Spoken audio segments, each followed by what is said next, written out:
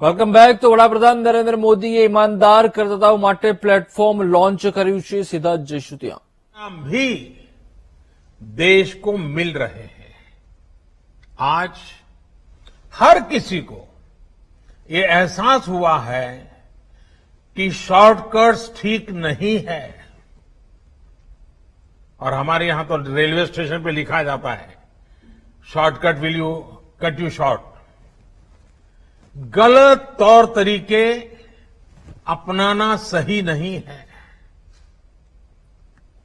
वो दौर अब पीछे चला गया है. अब देश में माहौल इस ओर आगे बढ़ रहा है कि कर्तव्य भाव को सर्वोपरि रखते हुए सारे काम होने चाहिए. सवाल ये है कि ये बदलाव आखिर कैसे आ रहा है. क्या ये सिर्फ सख्ती से आया है? क्या ये सिर्फ सजा देने से आया है? जी नहीं, बिल्कुल नहीं. इसके अगर मोटे मोटे तौर पर मैं कहूं तो 4 बड़े कारण हैं. पहला, पॉलिसी ड्रिवन गवर्नेंस. जब पॉलिसी स्पष्ट होती है तो ग्रे एरियाज मिनिमम हो जाते हैं और इस कारण व्यापार में, बिजनेस में और सरकार के और निर्णयों में भी डिस्क्रिशन की गुंजाइश कम हो जाती है. दूसरा, सामान्य जन की ईमानदारी पर विश्वास.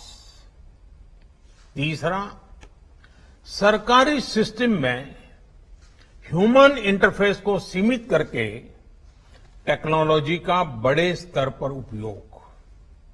आज सरकारी खरीद हो, सरकारी टेंडर हो या सरकारी सेवाओं की डिलीवरी, सब जगह टैग इंटरफेस सर्विस दे रहे हैं.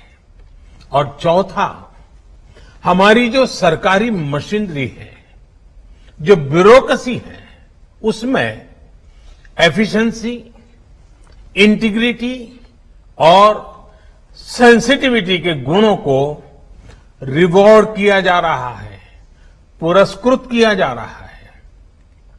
साथियों, एक दौर था जब हमारे यहां रिफॉर्म्स की बहुत बातें होती थी. कभी मजबूरी में कुछ फैसले लिए जाते थे, कभी दबाव में कुछ फैसले हो जाते थे, तो उन्हें रिफॉर्म कह दिया जाता था. इस कारण इच्छित परिणाम नहीं मिलते थे. अब ये सोच और अप्रोच दोनों बदल गई है.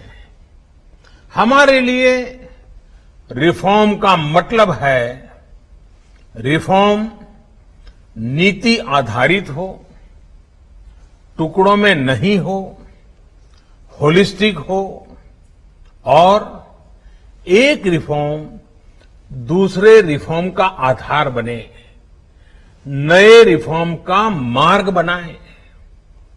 और ऐसा भी नहीं है कि एक बार रिफॉर्म करके रुक गए. ये निरंतर सतत चलने वाली प्रक्रिया है. बीते कुछ वर्षों में देश में 1,500 से ज्यादा कानूनों को समाप्त किया गया है. ईज ऑफ डूइंग बिजनेस की रैंकिंग में भारत आज से कुछ साल पहले 134वें नंबर पर था. आज भारत की रैंकिंग 63 है. रैंकिंग में इतने बड़े बदलाव के पीछे अनेकों रिफॉर्म्स हैं, अनेकों नियमों कानूनों में बड़े परिवर्तन है.